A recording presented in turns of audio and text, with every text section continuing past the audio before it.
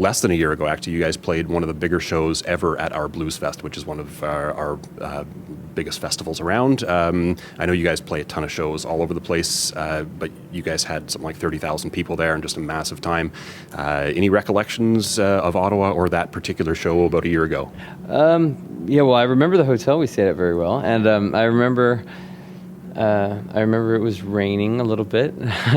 But yeah, I think that was probably so early in this run that, if I remember correctly, it was late July, right? So we were still in this, I think that was in this couple week span where we were in Europe and we were in Russia, and we went from Kyiv to Moscow to Scotland to maybe here to Japan and Korea, back here to Lollapalooza. So we did 3 Canadian festivals around that time.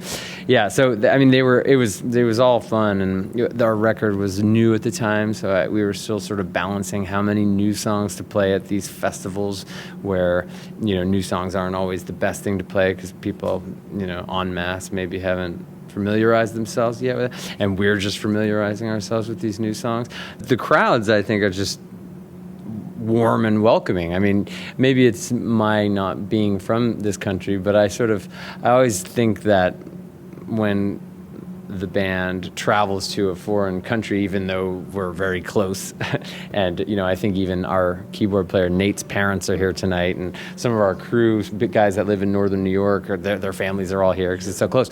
I think there's a bit of a kind of communal feeling, like we've gone somewhere, and as a whole, the audience kind of reacts together differently than, maybe an audience at home. You've been with the Chili Peppers a lot longer than perhaps the casual fan is aware of. You've had a much longer relationship with the band than just the 2 albums. Can you kind of fill in a little bit of the story? When I was 17 or so, I started playing with a guy called Bob Forrest.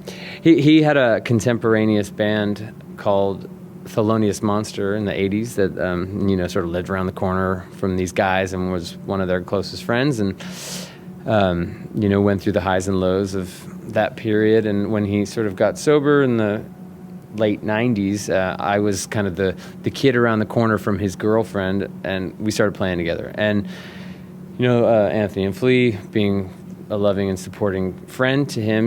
We opened for the Chili Peppers back in the late 90s, 2000s. John Frusciante played a guitar solo with me on the album we made together, me and Bob. It was called The Bicycle Thief. So, we opened for them a lot that year, 2000. So I've sort of known this touring world and these people, a lot of the people are still here for a long time.